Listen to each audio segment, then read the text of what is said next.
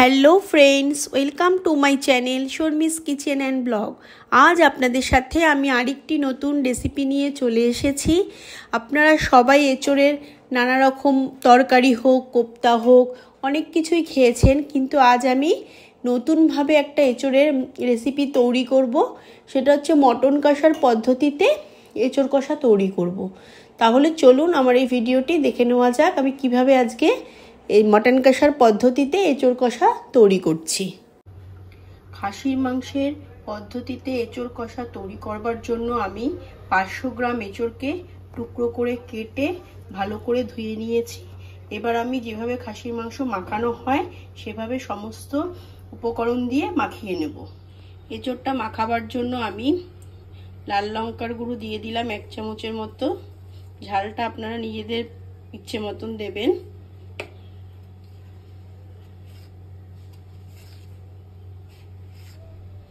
হলুদ গুঁড়ো 1 চামচ,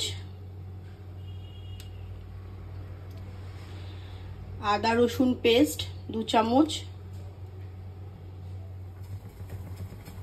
ধনে আর জিরা আমি পেস্ট করে নিয়েছি 2 চামচ দিয়ে দিলাম।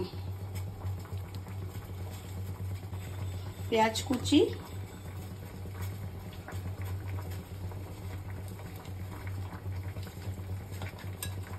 চার পাঁচটা চেরা কাঁচা লঙ্কা, টমেটো কুচি,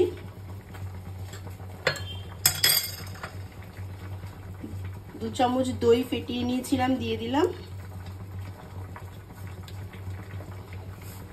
পরিমাণ মতন লবণ,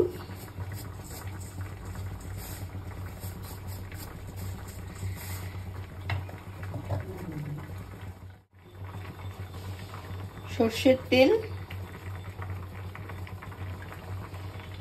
এবার আমি এঁচোড়টা ভালো করে মাখিয়ে নেব।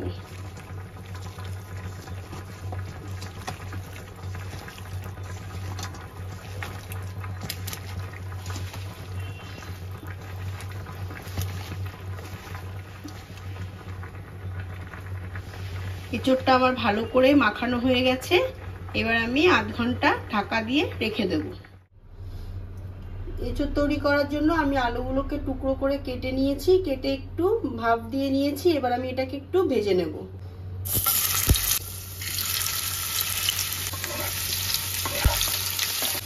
আলু ভাজার মধ্যে একটু লবণ দিয়ে দিলাম, একটু হলুদ গুঁড়ো দিয়ে দিলাম। এবার আলুটা একটু ভালো করে ভেজে নেব। আলুগুলো আমার ভাজা হয়ে গেছে, এবার আমি তুলে নেব। আলু ভাজার তেলের মধ্যে আমি একটু জিরা ফোড়ন দিয়ে দিলাম। জিরার ফোড়নটা আমার একটু ভাজা ভাজা হয়ে গেছে। এবার আমি এঁচোড়ের টেস্টের জন্য একটু চিংড়ি মাছ দেব। তাই চিংড়ি মাছটা নুন হলুদ মেখে নিয়েছি। চিংড়ি মাছটা একটু ভেজে নেব। চিংড়ি মাছটা একটু হালকা করে ভেজে নেব। চিংড়িটা ভাজা হয়ে গেছে। এবার এঁচোড়টা দিয়ে মেখে রেখেছিলাম ওটা দিয়ে দেবো।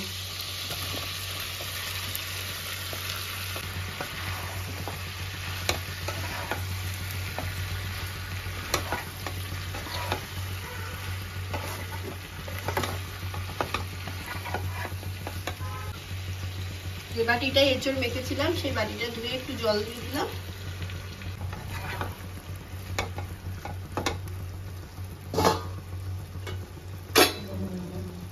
এবার ঢাকা দিয়ে 15 মিনিট কষিয়ে নেব। 15 মিনিট হয়ে গেছে। এঁচোড়টা আমার কষে গেছে।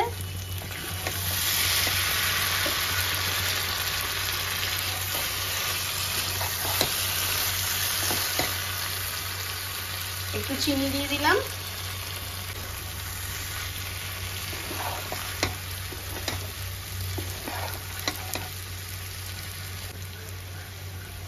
এবার একটু জল দিয়ে দেবো।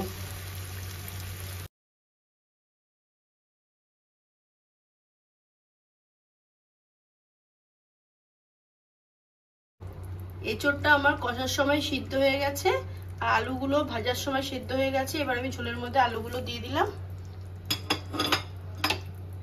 আলুটা ঝোলের সাথে ভালো করে মিক্স করে নেব।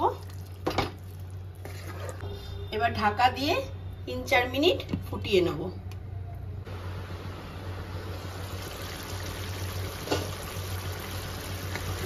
3-4 মিনিট হয়ে গেছে, এঁচোড়টা আমার একদম রেডি হয়ে গেছে। আলুও সিদ্ধ হয়ে গেছে, এঁচোড়ও সিদ্ধ হয়ে গেছে। এবার আমি একটু গরম মশলা অ্যাড করে দেবো। আমি গোটা গরম মশলা ছিল, ওগুলোকে একটু শিলে বেটে নিয়েছি।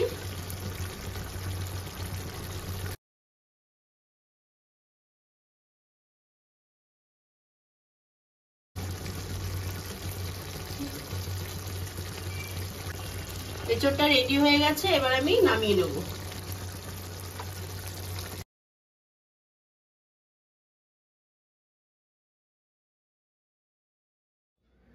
তাহলে ফ্রেন্ডস, এই মটন কষার পদ্ধতিতে এঁচোড় কষার রেসিপিটি আমার রেডি হয়ে গেছে। এটা আপনারা ভাত, পোলাও, ফ্রাইড রাইস সব কিছুর সঙ্গেই খেতে পারবেন।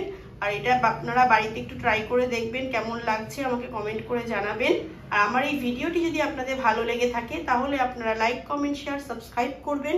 আর পাশের বেল আইকনটিকে ক্লিক করে রাখবেন, যাতে নেক্সট কোনো ভিডিও ছাড়ার সাথে সাথে আপনাদের কাছে নোটিফিকেশন পৌঁছে যায়। আপনারা ভালো থাকবেন, সুস্থ থাকবেন। আবার দেখা হচ্ছে নেক্সট ভিডিওতে। টাটা।